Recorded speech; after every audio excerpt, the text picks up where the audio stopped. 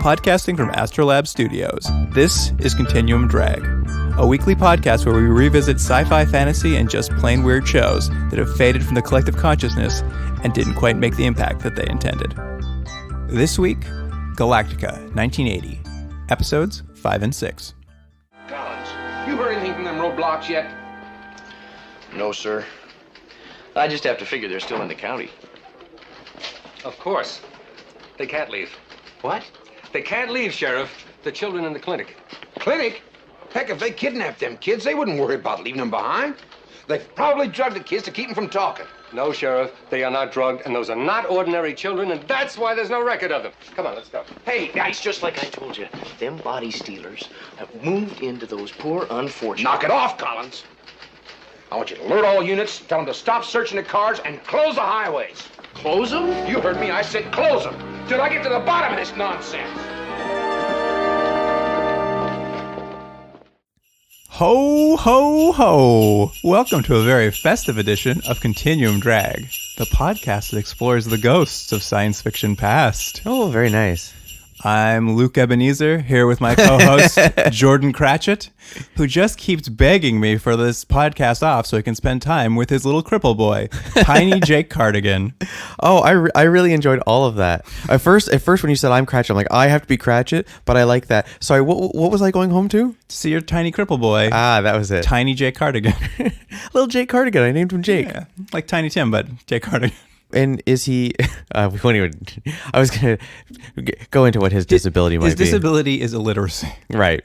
Yeah, we talked about that, right? That he's. Yeah, that's canon now to the Tech War franchise. We've designed Jake Cardigan, completely illiterate, doesn't come up though. I love that after 30-something episodes, we still can get Jake Cardigan in. He is. We might as well get tattoos. Yours says Jake, mine says Cardigan, and when we press our arms together. You know, I don't know. when we grasp hands together, it combines. It's got his face. It's like one of those mad fold-ins. Exactly. When we squish our bodies together. Yeah, and we become more powerful. It's like we command remember Captain Planet? Remember that? They would all go together, and then Captain Planet would show up. Yeah, the same sort of thing happens. Jake Cardigan appears. Yeah, if he sees a tattoo of his face just come together, he appears, and I don't know. And then on the other arm, we just get two donuts and we push them together. Sid Gomez appears. Oh, nice. Yeah. Tech War, everybody. Let's all go back and watch that again. All right, Jordan. For this holiday episode, I did this little thing. It's not a lot, but it's a little naughty or nice. I'm going to ask you about a few people who have been in shows we've watched before. Okay. I've gone through Google News, tried to find any articles about them that might have happened in 2018, and you'll tell me whether what they did this year was naughty or nice. Okay. Yeah, I think I get it. All right. Speaking of Jake Cardigan, let's start with Greg Evigan from Tech War. I'm okay. So I have to guess if he's been naughty or nice this year? Sure. Let's start with, you can just guess whether he's been naughty or nice this year. Oh, I think he's been nice. Well, I think you might be incorrect. Oh, no, really? He was playing a villain on General Hospital this year. A man who had two villainous roles. He was an election rigger, and he was a child molester.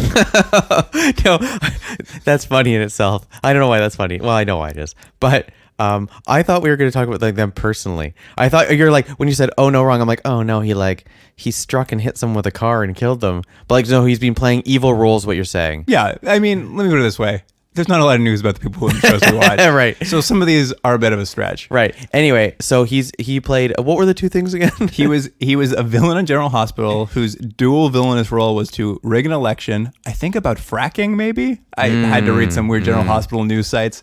And apparently in a separate plot within the same show, he also happened to be a child molester.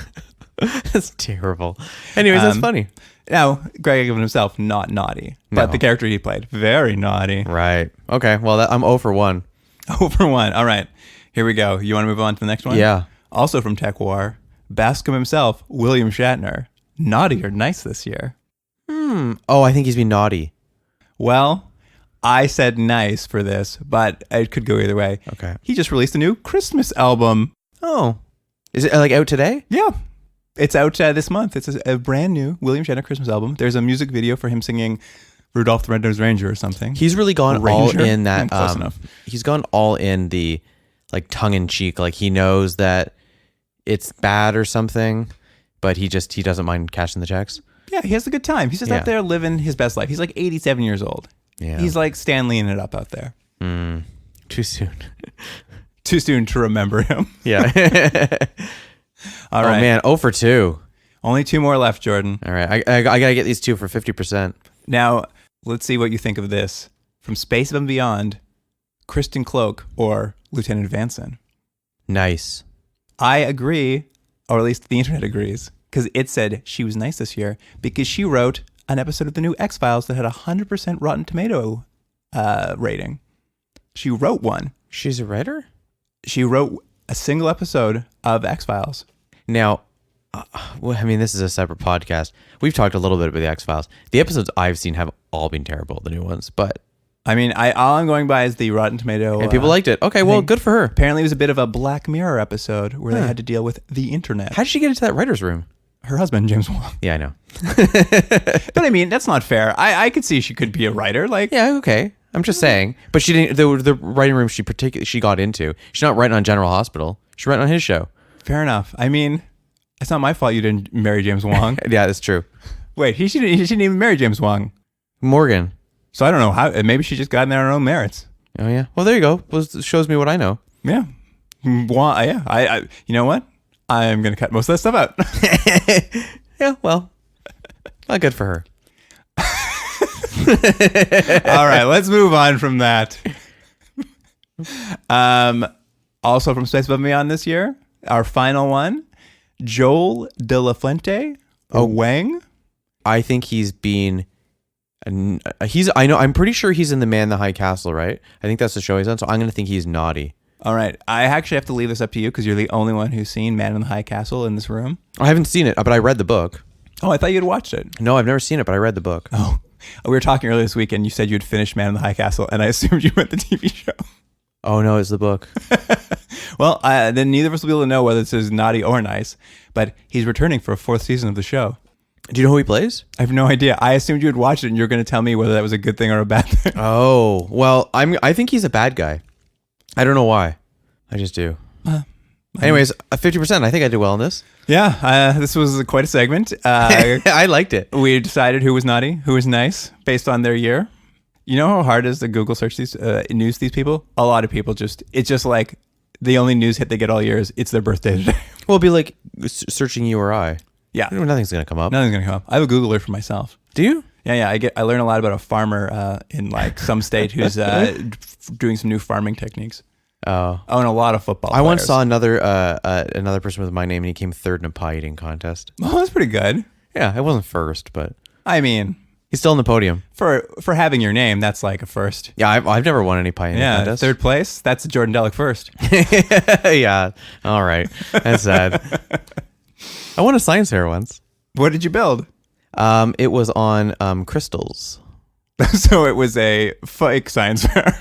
Yeah, well, it was like I don't know how I won. These crystals will heal your headache. Yeah, I don't know. Yeah, that's what it was. I was just giving out crystals to people and rub it on your power spots. Yeah, I did pretty well. Nice. I won a science fair in my category, whatever the category was. You know, not real science. Yeah, that's what it was. In the category of not real science, we give it to, I don't know, Crystal Boy over here. Look at Crystal Boy. Yeah. All right. You want to get into these episodes? Oh, not really. But we're gonna have to because that's the show. All right, Jordan, here's the IMDb summary for episode 5 of Galactica 1980, The Super Scouts, Part 2. Oh, I can't believe this is a part 2. When 3 of the children Troy and Dylan brought to Earth get sick after drinking some water from a lake, the doctor... That's the stakes of this episode. The doctor who treats them says that the water was polluted with a toxic waste which was dumped by a corporation. That... somewhat truncated summary was courtesy of rcs0411@yahoo.com. They've done one before. Two before. They write very long summaries for these shows, and I just have to cut out like half of them. Well, it's probably because while they're writing, they're just trying to find what the plot is, because each of these episodes have like 4 plots going on that none of them matter. I assume Glenn A. Larson wrote them personally. As soon as he got to 60 pages, he just moved on to the next one. I can't stop thinking about that now that you mentioned that. Now that I watch the shows, I'm like, oh, that makes perfect sense for these things. Yeah, it's very funny to imagine him just typing away and it's like, oh, hit page 60. To be continued. Yeah. Okay. So just to catch us up, it doesn't take a lot here, but essentially where we left the last episode was sick Super Scouts. Jamie was at the police station, heard that the corporation had called the cops to like roust them out of town and get rid of the problem. And Dylan and Troy were racing back to save the Super Scouts from the impending police. And what we get is them arriving on their little motorcycles where the kids are teaching themselves to scavenge and cook. Yeah. There's also, right off the bat, there's like what seemed like a 10-minute scene of just kids packing up tents. I was like, how long are they going to pack these tents up? This is what we're using our time for? Well, they see the cops are coming. I just love that they theoretically have two adults who have brought them here, but these kids are essentially feral. Like, they're teaching themselves everything. Well, yeah, and Dylan and Troy, they it doesn't matter because they're interchangeable and it doesn't matter. Every time I have to make a note about what they're up to, I just put Dylan/Troy because they never leave each other's sides. Yeah, and also I don't know which one's which. Which one is which? Troy is kind of the handsome hero, and Dylan is Van Dyke's son. One's the handsome guy, one's Van Dyke's son. That's a nice he's handsome too, compliment. but the one guy's quite clearly meant to be like our heartthrob. Right. Anyway, you said this. I don't know if you said it on the air or we were just talking. In our normal lives and our normal conversations about Galactica that we didn't record. We were talking about it, and you had said how upset you were that this show was just going to become about the kids on Earth, and I said, "There's no way this show is that's what this show is going to become." And I have to take that back because that's clearly now what this show is. It's about kids on Earth have superpowers. That's what the show has become, which is not the show it was before. And I did not think that's what it was going to become. Yeah, I mean, that's the show. That's what it is now. For all intents and purposes, this is now a kid's show. Oh, yeah. We're watching a children's television program. Yeah, that's what this has become. All right, now that that's out of the way. Yes, they see the cops are coming to this camp. Dylan and Troy arrive, and they basically have the kids pack the camp up. And you're right, there's a long sequence where they put tents away. And then have all the kids jump into a tree. Yeah, and they got that great $6 Million Man sort of like... Yeah, they reverse footage, so they're like flying up into a tree. They all cloak in the tree, and the cops show up and like, oh no, they're gone. And then the kids start throwing apples down on them from the top of the tree. Yeah, and they have like this... They basically have these like your classic like Southern bumpkin cops who are just like... What's happening? And then the sheriff or whatever he is can't figure stuff out, and they're the kids are throwing apples at him for some reason. That sheriff, man, we talked about this in the last episode. He's a very specific looking human being. Yeah. Melanie walked by while I was watching the episode. She's like, "Hey, guy looks like Fat Bastard from the Austin Powers series." I'm like, wow, he does exactly look like that. Imagine that if the person didn't put on a fat suit. Like that was that man's body. Spot on explanation of what he looks like. Yeah. It's very funny. Anyway, they're throwing apples down. The cops are kind of freaking out because they can't see the kids, but they know they're somewhere. And Troy and Dylan are like, uh-oh, I guess we gotta get out of here. And they like, in this sort of constant invisible acting thing, go and jump out of the tree, I guess, and they steal their cars. So we get a shot of like cars with no one in them driving away. Mm-hmm. How do they do that, by the way? I assume, I should know this, but I assume there's just someone on the ground. Oh, he's working the pedals? Working the pedals, and then someone else is maybe like with a walkie telling them like where to go. Left or right? That would be my guess, but maybe some person who does stunt driving can call in and let us know. Where the lines are lining up right now. Our live call-in show. Milwaukee, you're on the air. It's an old Larry King there. I will say, I mean, it's a bad episode and show in general, but I actually I was watching the cars drive away. I'm like, they're driven very well. I don't know how they're doing this. Yeah, it was a good effect. So I think it was the best thing of the show. It may have got 5.5 points just for that. Anyway, this is all happening. The cops kind of lose track of them. The cops watch their cars drive away invisibly. And there's this one cop who just this entire episode's like obsessed with the idea that the kids have been body snatched by aliens. Like he like poses a theory in this moment to the police chief where he's like, I think there are tiny aliens inside of the children's bodies controlling them. Yeah, and he goes hard with it. Like he's like, I just came up with the concept, and that's what it is. Yeah, he'll spend the rest of the episode pushing this idea, and I'm just like, I mean, you're not far off, but it's still a very wild concept. Meanwhile, we've got Jamie. She's back at the hospital with the doc who's looking after these poisoned kids. Poisoned kids. And the doctor started telling her about how this Stockton chemical has been, poisoning the environment. He's like, I'm going to take you and show you this river where it's very poisoned. They go out there and he's talking about how you can throw rocks at the ground and they'll spark and start a fire because they're so chemically, and like your shoes will melt because there's so many chemicals in the environment.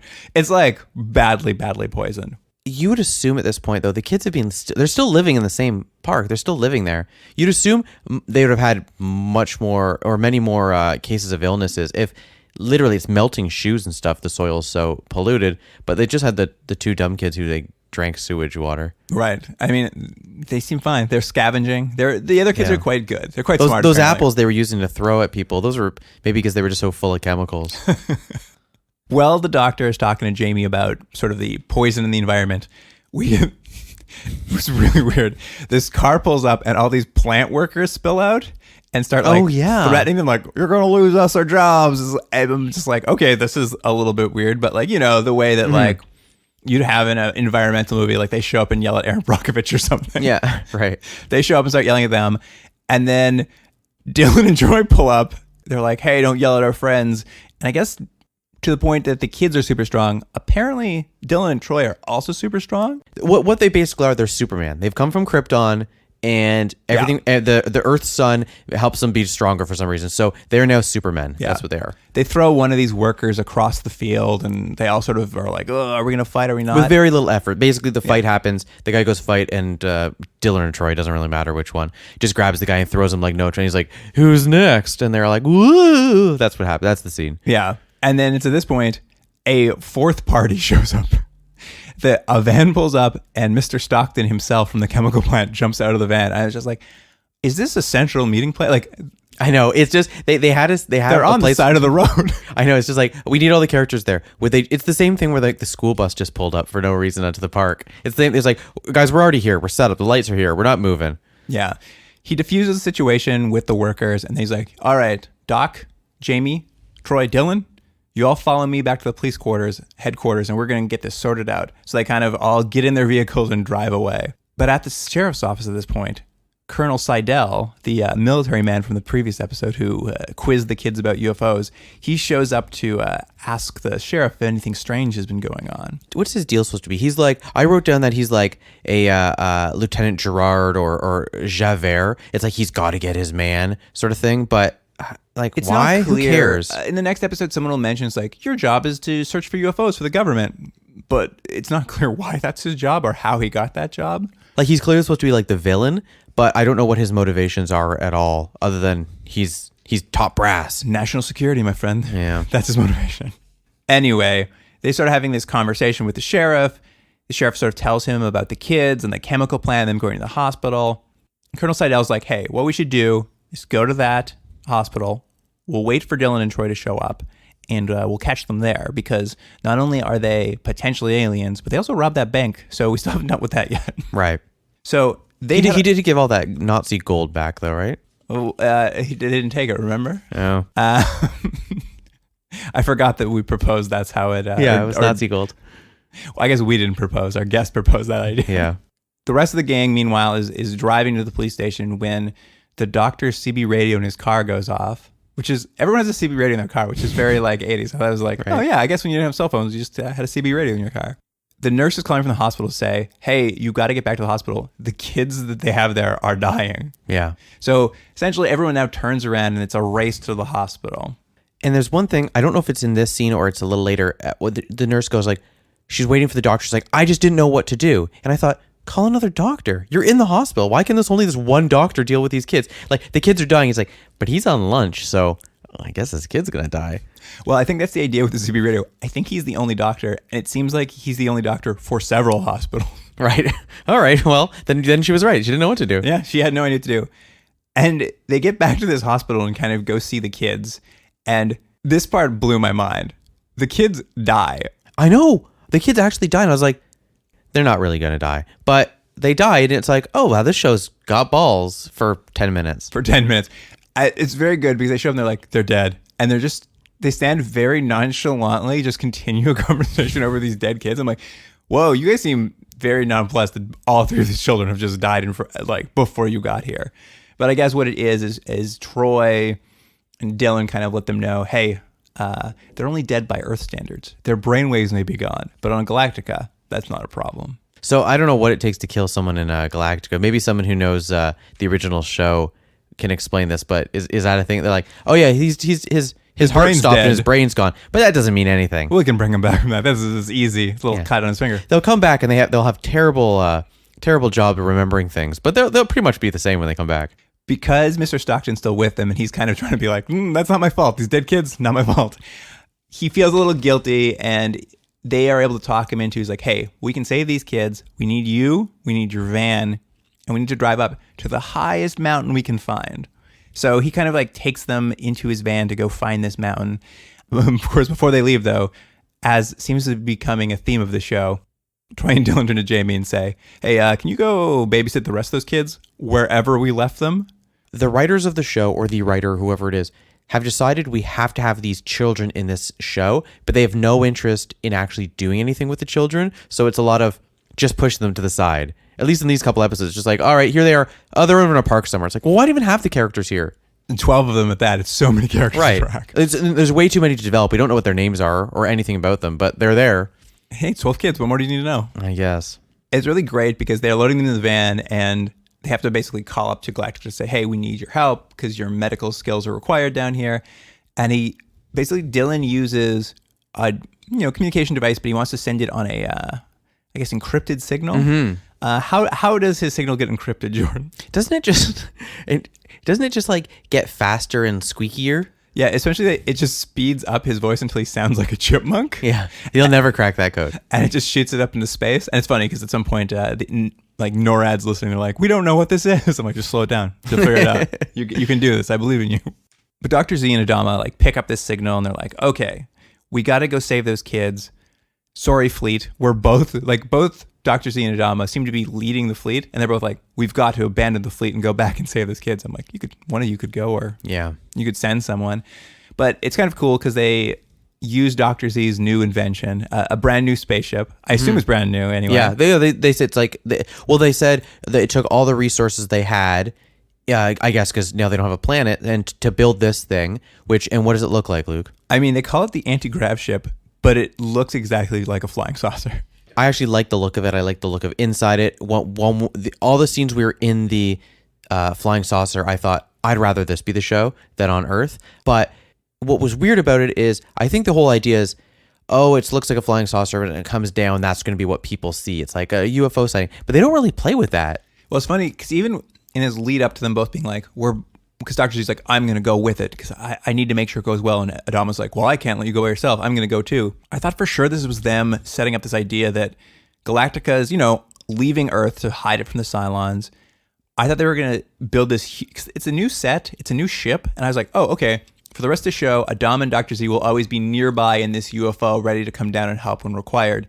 It doesn't end up being the thing. Like they go down and then they just go back to Galactica afterward. But so much time and effort was put into this actually very cool saucer. No, I liked it. But it ended up, I thought for sure it was going to be a regular thing, but it seems to have just been a one-off. Yeah, it's weird. Everything doesn't work on this show. So they're on their way now to Earth. We've got Colonel Seidel again and the sheriff at the hospital trying to question the doc about where the kids went to. Obviously, the doc doesn't want to tell them, but, justifiably so. When they revealed him, it's like, yeah, these two guys robbed a bank. Like, you don't know anything about these men with 12 children. Mm-hmm. So he does end up giving up that they're going off to this mountaintop. And it sort of puts them in basically a chase sequence because now the sheriff and the military are chasing him. They're putting an APB bulletin out. Of course, the van that they're in with Mr. Stockton has a CB radio, so they hear about this APB. It's true. Everyone does have the radio. Troy and Dylan, they start shooting flashlights into the sky. I think it's their laser. They're shooting lasers. They're signaling up basically to this Adama's saucer to kind of tell them where they are. And the saucer lands in very close encounters of a third kind style. It very much looks like a lot of smoke and atmosphere. And soft lenses, so they're lens flares everywhere as they sort of put lights down. It looks like this kind of cool, colorful ship is arriving. I liked it. I mean, I did too. Definitely ripping off Close Encounters, but it was cool. It was very cool. What's kind of fun about this, though, is Mr. Stockton's with them the whole time, and he is slowly losing his mind. Yeah. Because he is watching aliens landing, and he has no explanation for any of this. I thought he was pretty good, too. Yeah, it turned out that actor did a great job with it. Like, he is, at some point, he's just like watching this ship land, and he turns to Troy and Dylan, he's like, "Are you guys Venetians?" And I was like, what a weird pull. Do you think they're from Venus specifically? I know. Yes. Well, you know why? It's because someone was like, don't say Martians. Everyone says Martians. It's done. It's overplayed. Yeah. You're from Venus. Hold on, real quick, Luke. What are the other planet people called? So we know we got Martians and Venetians. Is it Plutonians? What do you call people from Pluto? No, Plutonians make sense. Plututians? Oh, I think Plutonians make sense. Plutonians. So what about Uranus? Uranians? What do you? Uranians? Uranians? Yeah, okay. We got it. All right. Mercury. Mercutios? Yeah, that works. That works. What else do we got? I can't remember the other planets. The moon. Oh, the moon is not a planet. Anyway, that was fun. That was a fun little segment. Right in and tell us what all the species are called across the galaxy. Yeah, I bet they have. I bet someone's come up with something. Oh, I'm sure. Classic science fiction probably has dealt with this many times. So what sort of happens here is Troy and Dylan and Mr. Stockton against his will carry the 3 sick kids into this saucer. And what we kind of see is there's like a kind of a crazy thing. They put them on these like floating gurneys. They look a bit like out of Quester tapes at the end. Like they actually, oh, yeah, it does. Yeah.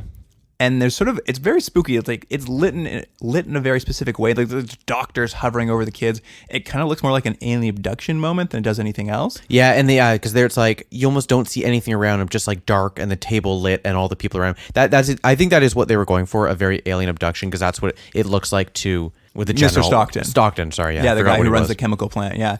It's very spooky. And then Troy and Dylan sort of take Mr. Stockton from this like doctor's office in the ship to this big glowing red room, I guess the control room of the ship, where he's going to meet Adama and Dr. Z. And why they want them to meet is Dr. Z is going to run a simulation of what his chemical plant will do to the future of the area.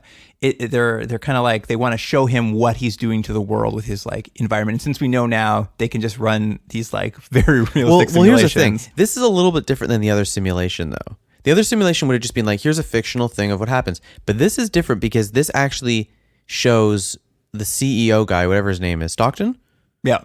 It shows him like his own future, like he's Ebenezer Scrooge. Yeah, well, I wrote that down. I'm like, it's very much like visiting the ghost of Christmas future. Yeah, it was weird. That's what the scene is, basically. But it's very funny because there's this like little, like, it's very short, like maybe 2 minutes where they're just like, oh, it's just loading up right now. Like the computer's just building simulation. Just hold on a second. I think Mr. Stockton's constantly like, oh, I don't want to put you in any trouble. Don't worry about it. Like he's like, I can just go. It's like, don't trouble yourself. He keeps trying to like talk his way out. And they're like, no, you will be taught a lesson, my friend. He's trying to be very polite about it. He's like, well, it's okay. Don't trouble yourself.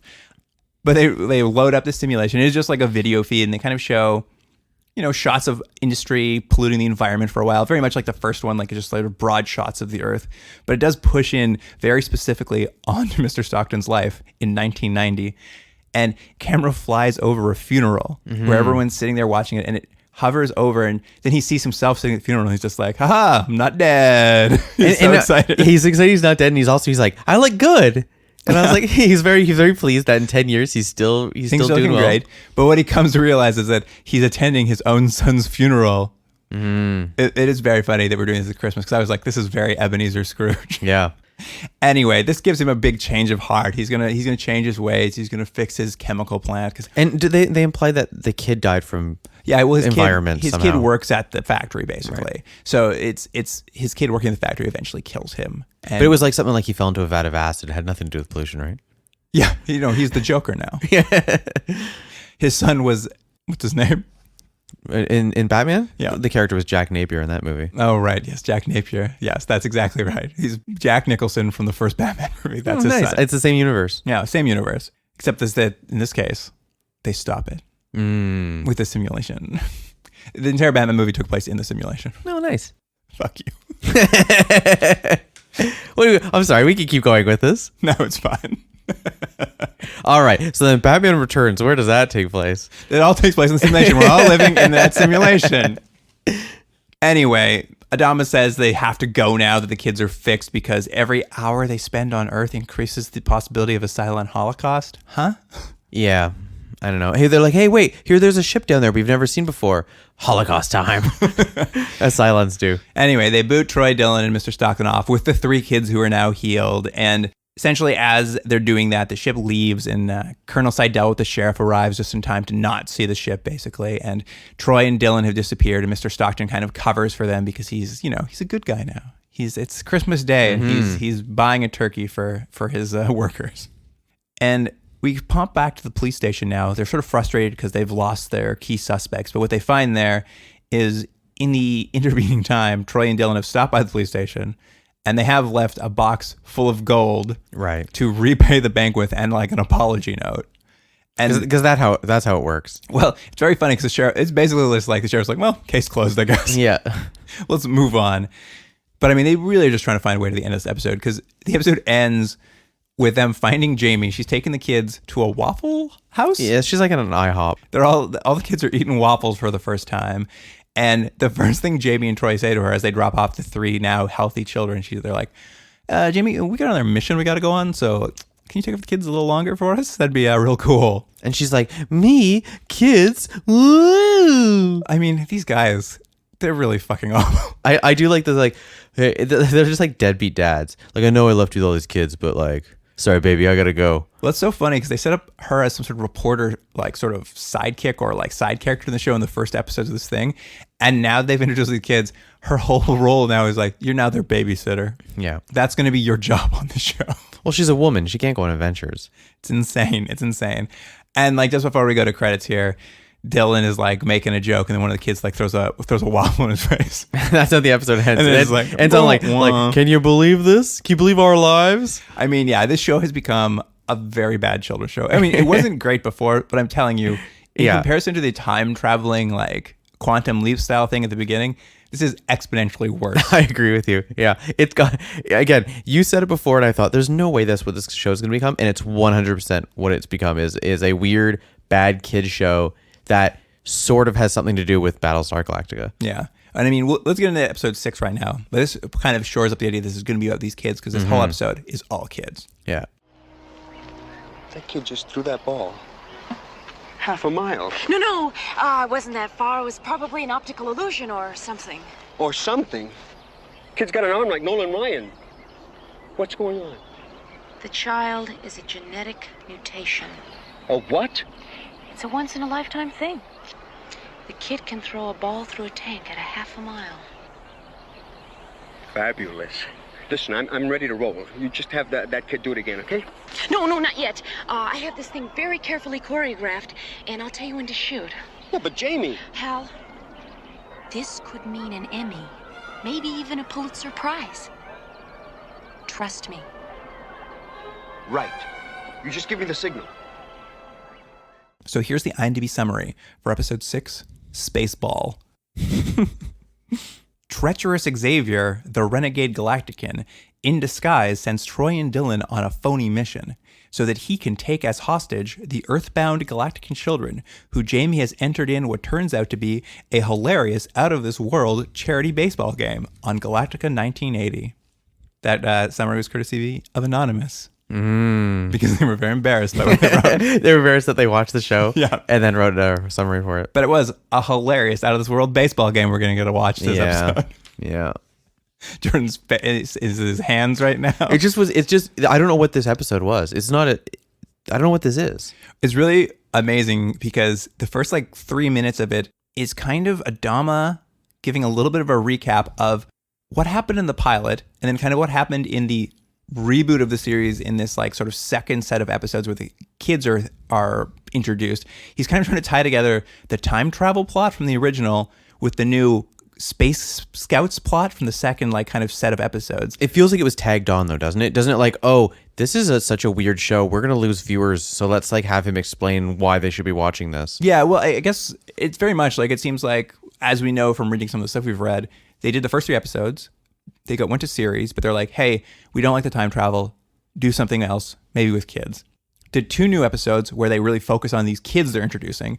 And in the beginning of this episode, for 3 minutes, they're like, all right, how do we tie these together? How are these the same show? Voiceover.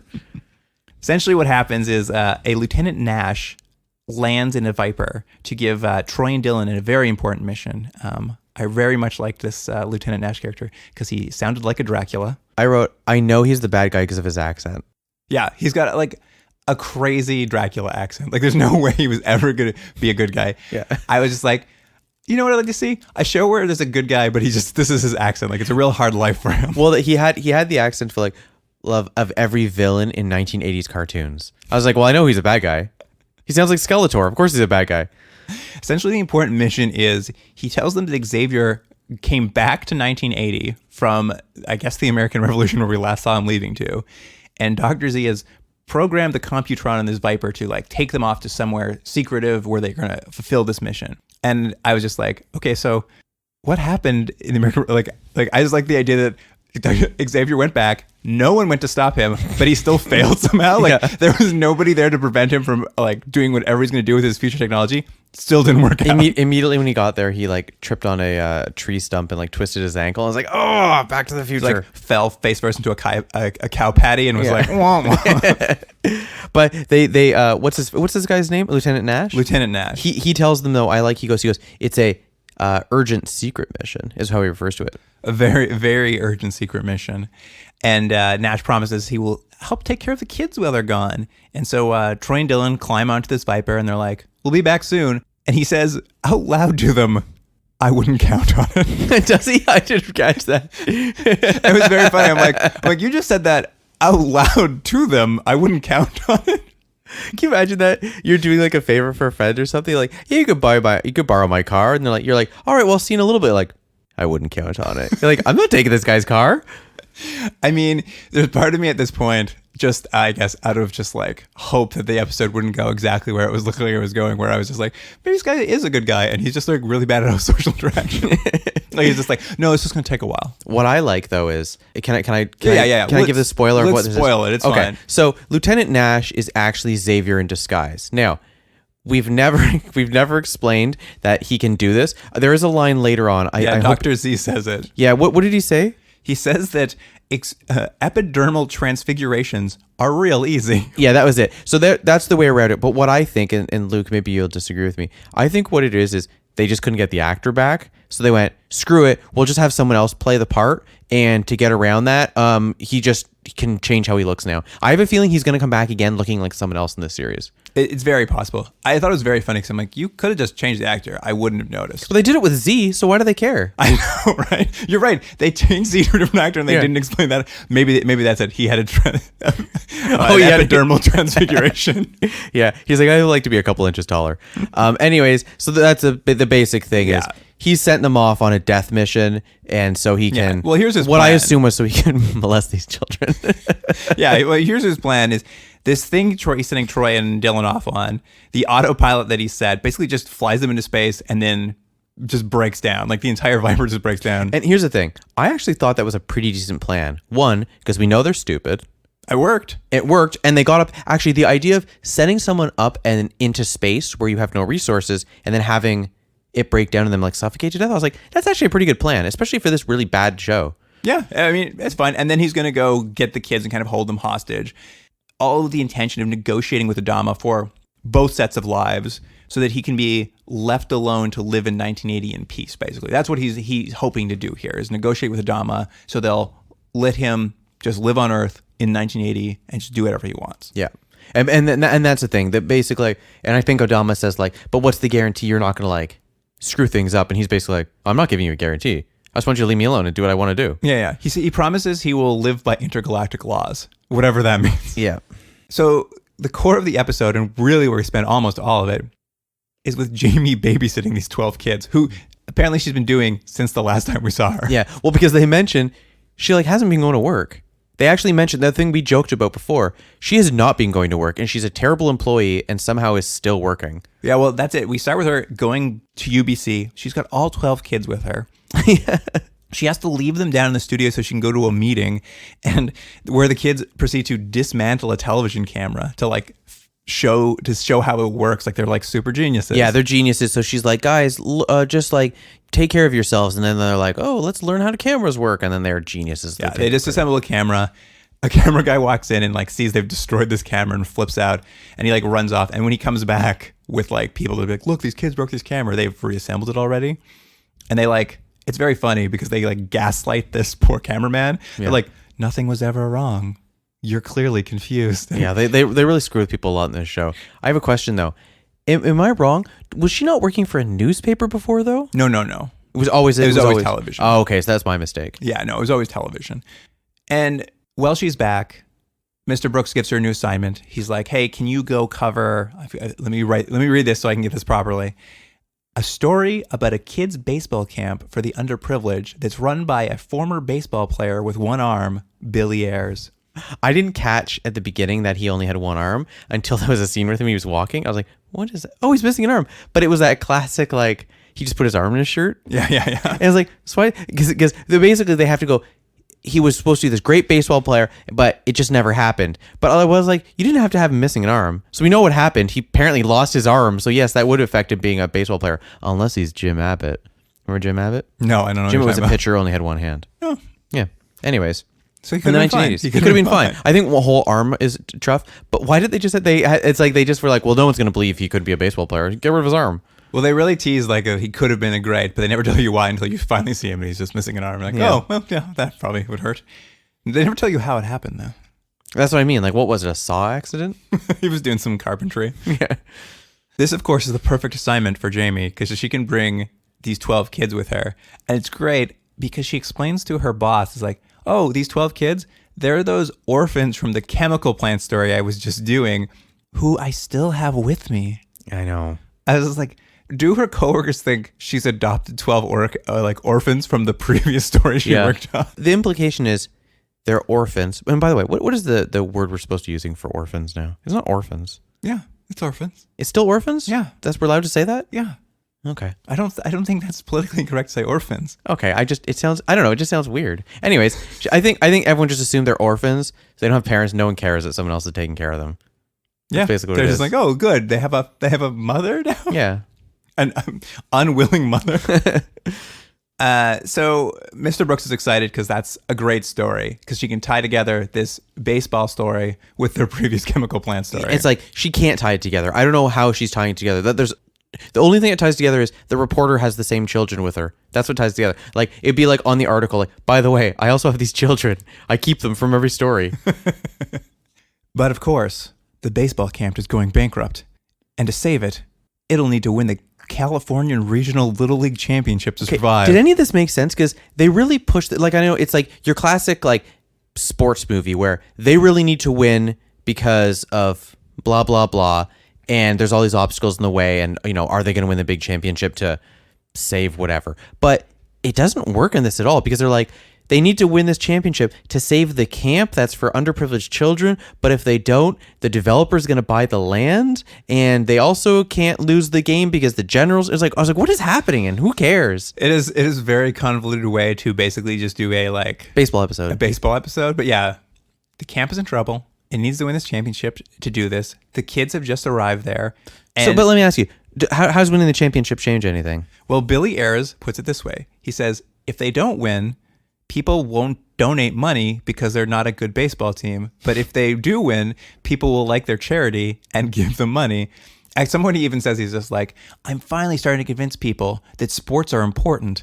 I'm like, I don't think. It's just the idea that you're only going to donate to a charity if the children, the suffering children, are successful at something. It's like, hold on, I'll give you some money, but let's hear this kid read first. Yeah, I want winners. I don't support losers, Jordan. Yeah, exactly. That's why I only give my money to rich people. I didn't mention this because it's gonna make you your head's gonna explode. Mm-hmm. But part of the hoop jumping we have to get to is it's the championship game. So Billy Ayres has had a baseball team this whole time. It's gotten them to the championships. But when he's complaining about how they're about to go bankrupt, if they don't win this championship, he throws his hands in the air and goes, the entire team is sick. I know. I assumed that was the connection with the chemical plant. They also drank that muddy pond. They also got sick that way. This is like two blocks away from that chemical plant. Oh, also, can I just? There was a shot right at the beginning when Jamie first goes to the camp, and she's like, "You have all this," but the shot is not of like beautiful grass. They're like in a quarry, and it's just all dirt, and there's kids playing in dirt, and I was like, "This is a terrible baseball diamond. This is all dirt." Anyway, But thankfully for Billy Ayres and his baseball camp, the Super Scouts have superpowers. yeah, Essentially what we get to see is Starla gets a baseball for the first time, and she basically throws it miles away. She like picks it up, she's like, they're like, throw it back to us, and she just hucks it like across the world, basically, like Superman. And also the child that they picked to have this super throw is a kid who can't throw a ball at all. So it just makes the editing really clumsy because she has that like very awkward, like she could maybe toss a ball a foot, but they have to cut away to where it throws. Like you could see the ball just dropping in front of her, and then the cutaway, it goes miles away. It's like, oh guys, this is bad. All the kids, and it's not their fault, they're children. None of them are particularly athletic. So whenever they have to do a cut where they're doing something super, it's so funny. It was like, quite clearly they did not hit that ball with any force. That it didn't go anywhere, but then you have to do a cut. It's great though, because she's throwing this ball across this field. She's throwing a ball through a wall at some point. Yeah. And there's this quick cutaway at one point. I don't know if you caught this, because Jamie is a cameraman with her, and he's like one of the few people who sees this kid do it. And there's this cutaway of this like camera guy doing this like insane double take where it's like, what? Yeah, there's a few of those. I love that cutaway so much of that cameraman's face. While this is all happening, we have to catch up with our now second villain on this show, Colonel Seidel, because what's he up to? I know. And that's what I'm saying. Like he's now a character. He's like, I gotta get these kids for some reason. Yeah, he's trying to find these pesky aliens. Where could they be? Yeah. And what he decides to do is he's looking at the old newspaper from the pilot episode where it shows Troy, Dylan, and Jamie being terrorists who take the Dr. Mortensen hostage, who we've never seen again. Yeah, do you think he's gonna come back? I doubt it. But he's looking at that paper from the first episode. He's like, oh, maybe I should look into this Jamie character. I like that everyone looks at. We've seen this newspaper like 4 times, by the way. This day was a very good day for that newspaper. Oh man, very useful. He drops by UBC, talks to Mr. Brooks. Mr. Brooks is like, yeah, she's at a baseball camp. And he's like, so weird you'd come by. This other guy, Xavier, he just dropped by. He asked where Jamie and the kids were. I just told him too. Yeah. So what we know is Xavier's showing up at the baseball camp just in time to offer Jamie a hand with taking the kids to the championship. Mm-hmm. Very helpful. Doesn't this feel like the most to me like a Beyond Westworld episode, where every episode they kind of went like, they're like, now we have to learn about the football team. Now we got to learn about. That's what this felt like to me. Like it is just like, it's a baseball episode. It's like, how does that fit into her thing? I don't worry about it. We'll just make it. Yeah. We'll force it to fit. Yeah. This episode sucked. So they go for the championship, and Colonel Seidel shows up to watch the game. Of course he does. In full uniform. Full uniform. He's just sitting in the stands watching. And Jamie now knows she can't have the kids win, because with the military watching, they're going to give themselves away. So she sort of tells them to throw the game. Can I mention one real thing real quick? The cameraman at one point, after he sees all the stuff, like doesn't want to film for some reason. He's like, oh, I don't know about this. And she says to him, you could win an Emmy or a Pulitzer Prize for this. And I thought, you're never going to win either of that. You're going to win an Emmy for shooting an expose for a news channel on a kid's baseball game, and how are you gonna win a Pulitzer Prize for that? And he's like, oh, sounds good to me. I think she's trying to lure him, like this is all part of a bigger story. Just follow my lead. I'm a genius reporter. But yes, Jamie has to tell the kids to throw the game so they don't get caught by the military, since she knows Seidel is watching. And this is one of my favorite lines, because it was a really weird slam on Earthlings for some reason, but one of the kids gets really upset that they have to throw the game. He's like, you want us to perform like complete muscular disasters? Yeah, that was a good line. Like, these kids are real high and mighty. But really, basically what we get to at this point is that we're going to switch back between Jamie telling the kids to win and lose. Like, they changed like 6 times. So like, it's like, well, we can't let the general see you guys have superpowers, so you got to lose the game. You're like, they're going to lose the camp. Play real well. Well, Xavier's here. Lose the game. But if you win the game, there'll be a crowd. Win the game! And it just keeps going back and forth. It's not entirely. They only go back and forth one time. Nah, like 10 times. I think you're misremembering. No. You're so mad. It's really great at the start of this, because they kind of go back to that original pilot episode's idea of there's lots of little jokes now about how the kids don't understand Earth colloquialisms. Yeah. He tells them to hit the bench. And they're all start punching the bench. Yeah. And then they go do a coin toss, and the kid is like, called in the air, and the kid's like, cool, thanks. And he grabs the coin and walks away. And then the umpire gets really angry about that. He stole a silver dollar. Yeah. He said it was brand new. But you're right. Because they're losing and the kids are upset and it's not going well. And the other team is very funny. The other team is shit-talking them nonstop. Yeah, they're real trash talkers. And the adults in the audience are laughing every time. Yeah, well, what is this? It's a very forgiving audience. And the kids just like get off your classic taunts and it just the audience love it. Like they're there to hear insults, not baseball. Yeah, like one kid's like, we want a pitcher, not a belly itcher. And the audience is like, oh, they got you. They got you, kid. Yeah, I think it would be a better episode if that's all this was. Just really, like, it's a crazy audience of people who hate children. But Jamie, thankfully, overhears Xavier negotiating with Adama about this, like, hostage taking he's doing. And she fills in a lot of blanks. Yeah, she just walks by and happens to catch, like, the tail end of a conversation, and she's on board. And Adama's just like, I won't negotiate with terrorists. Mm-hmm. So basically, Jamie has to save the day. She has to come up with a plan. And she does. She knows that if they lose, they'll just have to leave and get on the bus. But if they win, the audience will certainly swarm them and like throw them in the air. And then how's Xavier supposed to get them? Yeah, you can't get them if there's people around. It's impossible. Yeah. It's a very solid plan on Jamie's part. So after, I think they were down 6-0 at this point, aren't they? Yeah, because they were looking. What was the phrase? They didn't want to look like humans with muscular. Oh, they want to look complete muscular disasters. Yeah, that's what they're acting right now. So they're down 6-0. Yeah. So essentially, she tells them, "All right, now you have to win." So we kind of get the back end of this like jokes where we get to see them be all super powered and like lots of shenanigans ensue. Well, what are the shenanigans you remember from their superpowered days? The last half of this baseball game. One kid hits a home run real easy. I know one kid bunts, and by the time the pitcher even gets the ball, he's like very clearly on base already. He's like, So fast. He's so fast. What else? Oh, I forgot the one. The kid hits the ball so hard it goes into the ground. Yeah, it's like a line drive that drives into the dirt. It was a good effect. I liked it. It looked like a mole. Well, I liked all the kids on their team are trying to get the ball and they're digging the dirt trying to find it. And then they have to, I like that the whole entire time they have the color commentator and he's like, oh, they're going to rule that a base hit. Like, because you know there's someone who's watching baseball like, how would you even call that in the game? Well, and the coach of their team comes out and complains to the umpire about whatever just happened, like him driving the ball into the dirt. And the umpire's like, not my fault. This is your home field. You should tell your groundskeepers not to make it so swampy. Anyways, was there more? There's a couple more. The Galactican kid pitcher, she throws a ball that destroys a bat. The bat explodes when it hits the ball. Right. Wouldn't it be funny if she threw it at a kid's head? Just his head explodes. Yeah. And then the clutch play of the game is the other team hits what is clearly going to be a home run, and one of the children jumps 25 feet into the air to snatch the ball out. And everyone's like, oh, good jump. Yeah, yeah, that seems fine. Like there's no more enthusiasm than that. They're like, oh, good jump. So like he just jumped 4 human beings in the air. Yeah. No one seems to mind. But essentially they win the game, and as everyone pours onto the field, it's the end of it. But while all this has been happening, what's been happening with Joey and Dylan? Oh yeah, that's the B plot. And what I like about this is, again, I thought it was a pretty good plan to get them in space.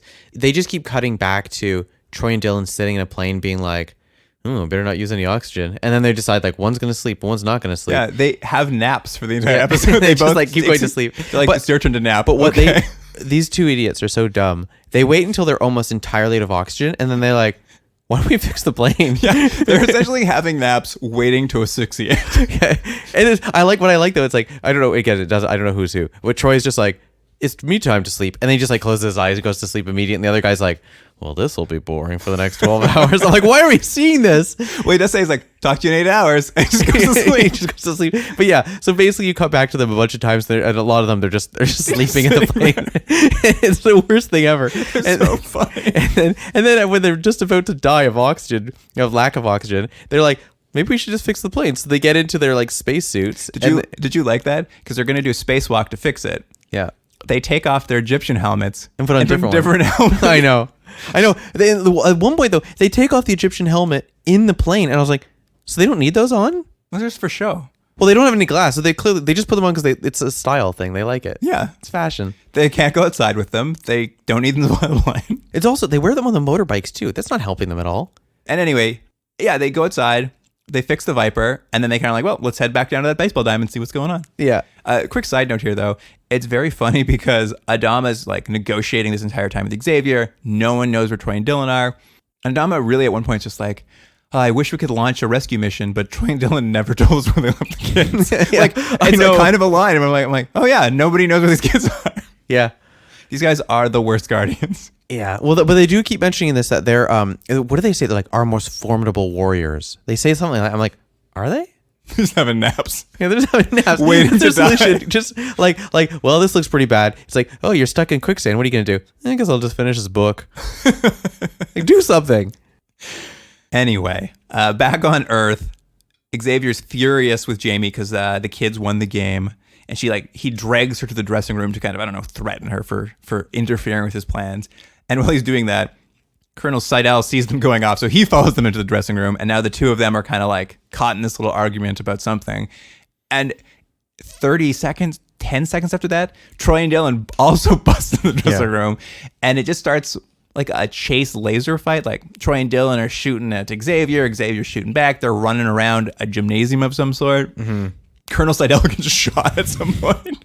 Yeah, that's right. He gets shot. Yeah, and that's almost the end of the episode. They get shot, and they're just like, is he dead? They're like, he'll be all right. Well, they're like, he's pretty hurt. Like, it's not like it was on stun. They're like, he's going to need some medical attention. But yeah, and Xavier gets away in the chaos? Question mark? Yeah. And yeah, that kind of is the end of the episode. It sort of ends with Troy and Dylan thanking Jamie again for babysitting. And they like turn around and all the space super scouts are sitting watching kids play basketball. And they're like, uh-oh, are we going to do a basketball episode now? Yeah, this episode became like an I Dream of Genie episode. That's what this was. Like, oh no, how do we get out of this situation Genie put us in? It just was so bad. But yeah, that wraps up the episode.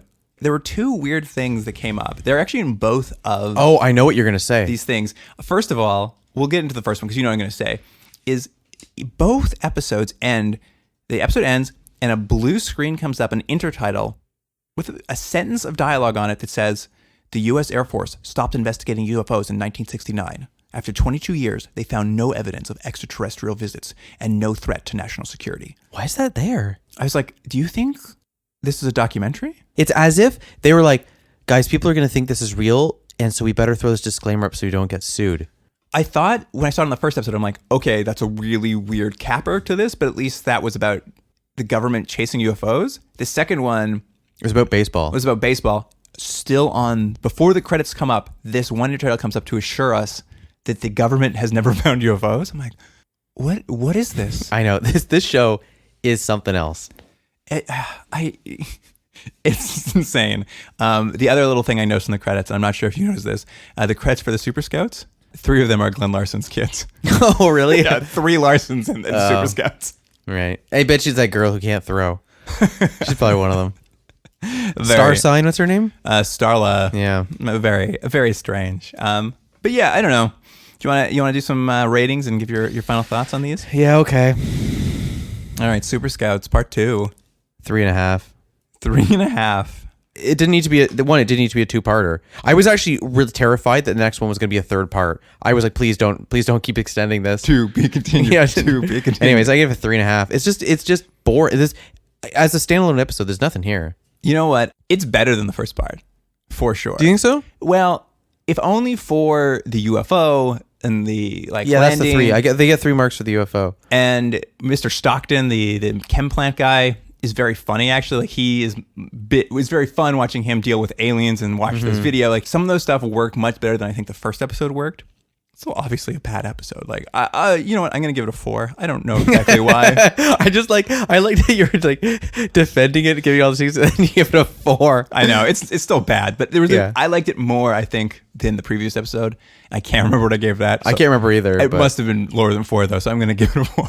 Right. All right. And now, Spaceball. Oh, before we rate Spaceball, do you know what the trivia on Spaceball is? No. On IMDb, the little trivia link. No, what is it? It says the title Spaceball is a play on the word baseball. oh, really? What good trivia. Oh, that's good. Oh, that's funny. All right. What do you want to give this Spaceball? I can give it a 3. A 3. The Spaceball. I'm gonna give it 3 Spaceballs. 3 Spaceballs.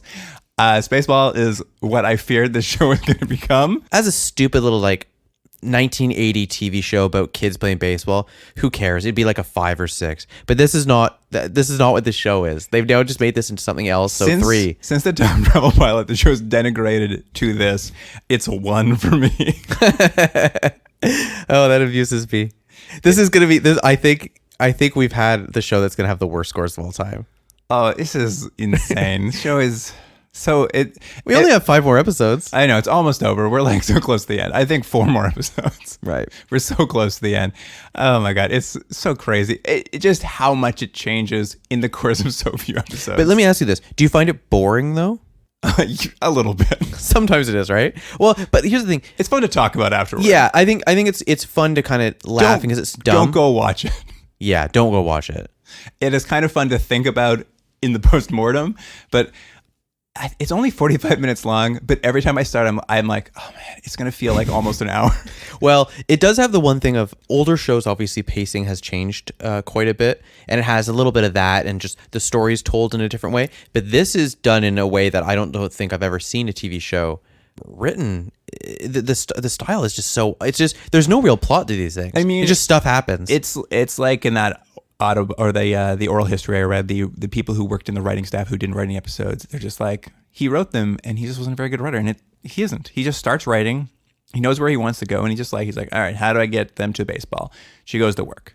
Story about baseball. She's going to bring the kids with her. It's going out of the baseball field is going out of business. They have to win a championship. The whole team, like he just like starts typing to get to the place he wants to get to, and it is what it is. Yeah.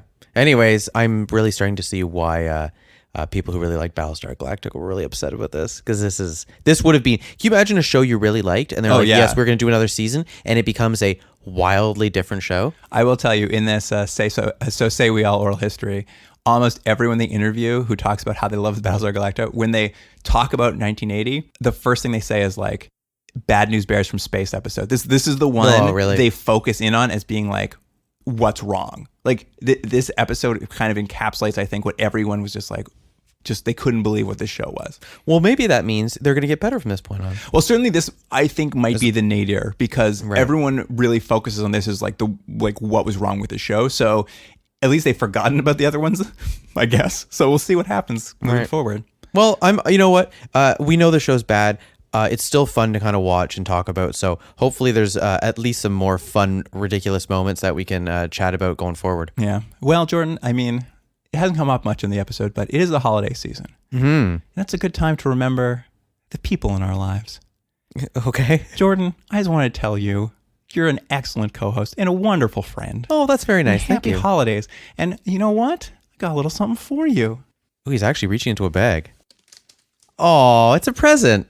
What is it? Should I open it on the air? You should 100% open on the air. I got it for you for the podcast. Okay, let me make sure it gets it on the mic of me opening. Get some of this Foley. Very important. Can you hear the rapping? Oh, I can hear the rapping. Jordan is slowly opening the present. I'm opening it like you should. You just tear it, you know? Yeah. Oh, yeah. He's not trying to save the wrapping paper later. And also, my wrapping job is very bad. I dated someone and they would unfold the wrapping and stuff, and I was like, this is never gonna happen. Never gonna work out. You don't like people who conserve. Well, it was just like, how long is it going to take you to open a present? The present's not that good. They're extending their enjoyment. All right, he's opening it up, and let's see. He'll tell you what he got for our little holiday special here. It is a lovely glass that on the bottom is a Continuum Drag logo on the night. It's I guess a whiskey glass is what you would say. Yeah, this. It's for your whiskey. Oh, isn't that nice? That is actually really nice. Continuum Drag logo stenciled into the bottom, so that when you finish your whiskey, you'll remember you're drinking because you're doing this terrible podcast. I actually genuinely really like this. It's very nice. Thank you. Well, happy holidays, buddy. Thank you very much. I mean, I'm gonna have to get a gift next week.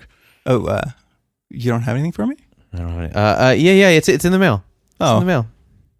That's okay. Just wait for the New Year's episode. You wouldn't believe what you're gonna get. Oh. All right. Well, I mean, that's okay. I guess that wraps it up for this episode. If you've got a gift for me you'd like to email, you can email us at continuumdrag@gmail.com. And, this week we'll probably have photos of Jordan's gift on Instagram and Twitter, so you can kind of see what the glass looks like, I guess. Yeah, I will. We'll get lots of people to talk about how nice it was that you got that for me. Anyway, well, good podcasting with you, Jordan. And happy holidays to you and yours, listener. See you next time. All right, bye. Continuum Drag is recorded at Astrolab Studios in Toronto, Ontario. Theme music by James Rick-Siedler. Produced by Jordan Delic and Luke Black. Special thanks to Adam Wheatner, Jeff Hanley, and Dwayne Wright.